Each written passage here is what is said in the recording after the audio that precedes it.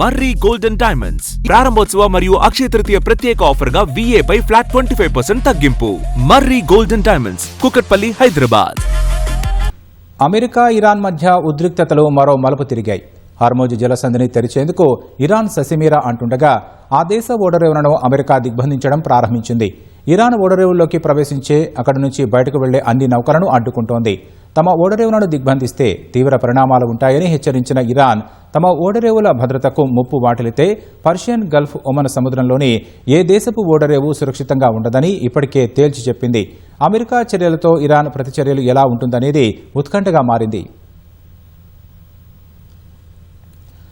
Iran, America మధ్య శాంతి చర్చలు విఫలమైన తర్వాత హార్మోజ్ జలసంధిని తిరిగి తెరిపించే వ్యూహంలో భాగంగా అధ్యక్షుడు ట్రంప్ కఠిన చర్యలకు దిగారు. ఇరాన్ ఓడరేవులకు వెళ్లే అక్కడి నుంచి వచ్చే నౌకలను అడ్డుకోవాలని అమెరికా నౌకాదళాన్ని ఆదేశించగా ఆ మేరకు చర్యలు ప్రారంభమయ్యాయి. ట్రంప్ ఆదేశాల మేరకు అమెరికా నౌకాదళం పెద్ద ఎత్తున బలగాలను రంగంలోకి దించింది. USS Abraham Lincoln, USS Ronald Reagan అనే 2 క్యారియర్ స్ట్రైక్ గ్రూపులను మోహరించింది. ఈ 2 యాంఫిబియస్ రెడీ గ్రూపుల్లో మొత్తం 20 యుద్ధ నౌకలు, 200కు పైగా విమానాలు ఉంటాయి. వాటిని ఇరాన్కు సమీపంగా తీసుకొచ్చినట్లు తెలుస్తోంది. హార్మూజ్ జలసంధిలో ఇరాన్ అమర్చిన మైన్లను తొలగించే ప్రక్రియ ఇప్పటికే ప్రారంభమైనట్లు US సెంట్రల్ కమాండ్ ప్రకటించింది. ఇరాన్కు వచ్చి వెళ్లే అన్ని నౌకలను అడ్డుకుంటామని చెప్పిన అమెరికా ఏ దేశమైనా సరే అనుమతి తీసుకోవాల్సిందేనని తేల్చి చెప్పింది. ఆహార, వైద్య సంబంధ నౌకలను మాత్రం తనిఖీల తర్వాత అనుమతిస్తామని తెలిపింది.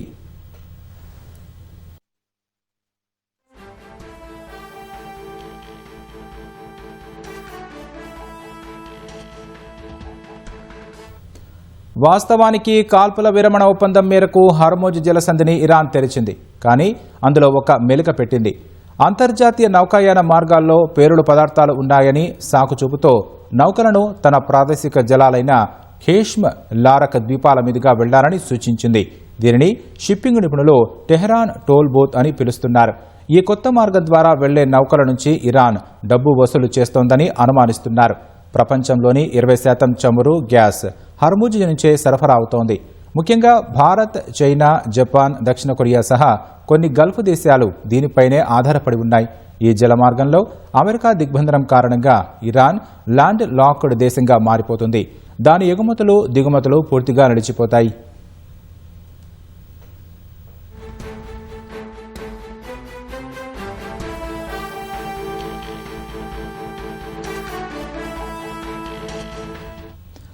అంతకుముందు ట్రంప్ ఆదేశాలపై ఇరాన్ తీవ్రంగా స్పందించింది.